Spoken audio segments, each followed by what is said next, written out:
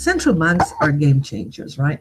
They always been, they always has been, and lately, and despite they are not taking much real action, they are surprising us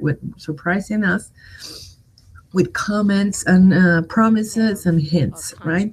Against all odds, we had a quite hawkish stance from Gillen at the opening remarks in the Jackson Hole Symposium last Friday, yeah, and all of a sudden, the greenback is back on track to be the king, okay?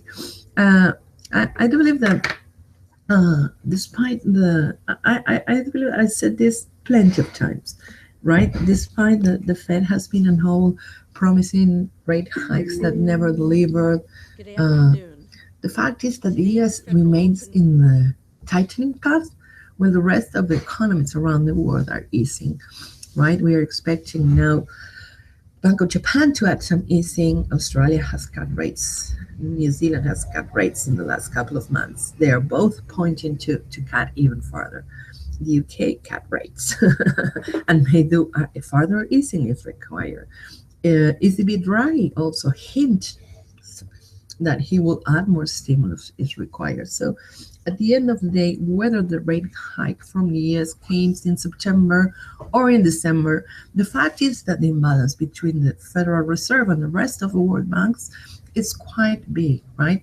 They are going in opposite directions, right? So I guess that the market is finally realizing that. Um, of course, there's a lot of saying ahead of a rate hike, and despite odds had increased largely after the Friday's event from July, the fact is that odds for a hike in September are still quite low, you know.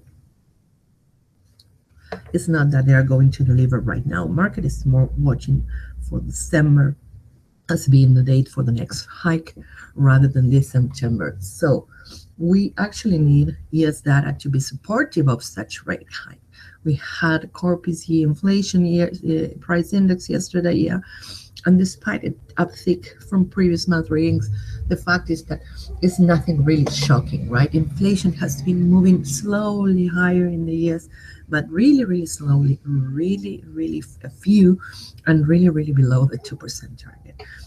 We have discussed this with Yohai and Mauricio in the last Friday's coverage when the US released its GDP figures.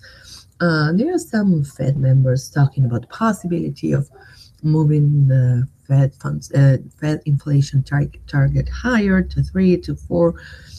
The fact is that at this point, 3 or 4 is as far away as it's 2, right? The economy may be growing at a moderate pace, but the US economy is still not enough to fuel inflation. Growth in the US is not enough to move inflation actually higher.